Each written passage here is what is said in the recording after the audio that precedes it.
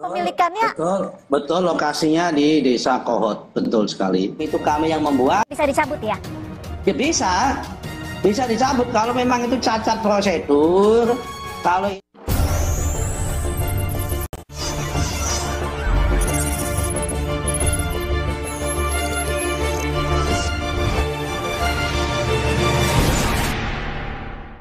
Ini kepemilikannya betul lokasinya di Desa Kohot, betul sekali. Terbit tahun 2023. jadi tahun 2023 untuk keseluruhan 263 bidang ini? Ya betul. Prosesnya mulai dari tahun 2022. Semua itu terbit tahun 2023. Yang itu dimiliki oleh PT Intan Agung dan PT Cahaya Inti Sentosa 20 bidang dan perorangan 9 bidang. Kalau itu saya harus cek ke AHU. Saya belum tracking sampai biar nanti teman-teman media itu tracking sendiri. Saya pikir itu gampang karena dalam Sismin Bakum itu ada semua itu. Ke dalam Pak Nusron, ini yang masih menjadi pertanyaan publik. Orang awam gitu ya, baru tahu kalau laut bisa di SHGB-kan. Kalau laut ya nggak bisa diterbitkan sertifikat apapun yang disebut dengan public, karena yang bisa disertifikatkan itu yang namanya private space. Nah karena itu kami sedang mengecek dan berkoordinasi hari ini sedang berlangsung dengan Badan Informasi Geospasial apa tidak. Karena kalau kita lihat dari dokumen sertifikatnya itu, kami sedang mengecek dan koordinasi batasan garis pantai dari tahun 82 sampai sekarang itu, karena kami tidak mau salah, tidak laut kemudian terjadi abrasi. Dari staf kami karena hari ini sedang berlangsung, mungkin nanti malam tentang perjalanan garis pantai di tidak. Oke. Apakah peta-peta bidang tanah atau sertifikat bidang tanah tadi? Tapi kalau abrasi bisa seluas itu ya Pak ya? Belum bisa pastikan karena kan posisi saya kan harus menyampaikan, ini saya kan official ya. Kami ini adalah official statement. Apa yang saya sampaikan batasan garis pantainya tersebut dengan informasi geospasial yang ada valid. Tetapi yang bisa kami pastikan begini, karena itu kami sedang cek apakah sertifikat yang ada itu adalah berada di dalam atau di luar garis pantai. Yang kami cek.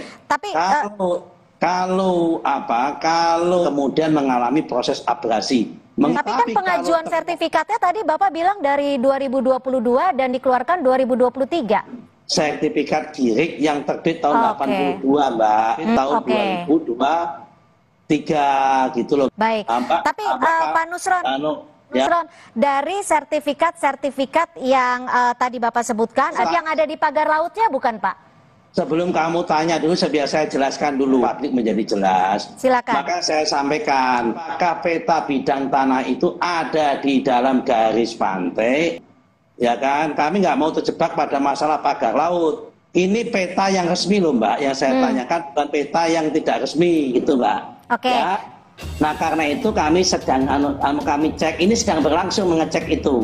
Dari siang sampai sekarang ini masih berlangsung rapat dengan BIG untuk nyocokin peta garis pantai dari tahun 82 sampai sekarang. Karena kan peta itu update tiap tahun Mbak. Oke. Nah, dari situ kalau nanti terbukti memang sertifikatnya itu di luar garis pantai, berarti itu melanggar, itu tidak boleh. Karena itu harus kami tinjau ulang. Kami lihat tapi kalau itu nanti di dalam pantai, di dalam garis pantai perlu kami cek sejarah keluarnya sertifikat itu kayak apa, begitu Mbak ya? Supaya paham itu, Ya, artinya Pak Nusron, saya izin mengkonfirmasi ya bahwa yang sekarang saat ini menjadi polemik pagar laut itu belum bisa dipastikan apakah itu bagian yang masuk dalam sertifikat HGB dan juga sertifikat hak milik, dan saat ini masih ditelusuri gitu ya Pak ya, untuk jelas saja. Kalau telusuri sudah ketemu bahwa memang betul sertifikatnya ada, tinggal kita mau cocokkan antara garis pantai itu loh. Kan ini masalahnya kan garis pantai itu kan bergerak terus karena kita ini kan, mereka ini kan menerbitkan GIRIK-nya tahun 82. Kita lagi cocokin suasana foto-foto dan peta tahun 82 itu kayak apa. Oke. Kalau itu yang dijadikan sebagai dasar terbitnya sertifikat, adalah diri tersebut gitu loh petunjuknya. Ya kan? Karena itu sebetulnya ini sedang hanya satu selangkah lagi aja. Kalau teman-teman media ini sabar, sebetulnya ini bisa kita buktikan dengan adanya perkembangan satu demi satu. Tapi kalau memang itu di luar garis pantai, mau ini berarti adalah melanggar, dan kalau melanggar akan kami tinjau ulang. Dan kalau misalkan artinya bisa dicabut ya? Ya bisa dicabut kalau memang itu cacat prosedur, kalau itu mencacat material dan cacat hukum bisa dicabut sepanjang belum berusia 5 tahun.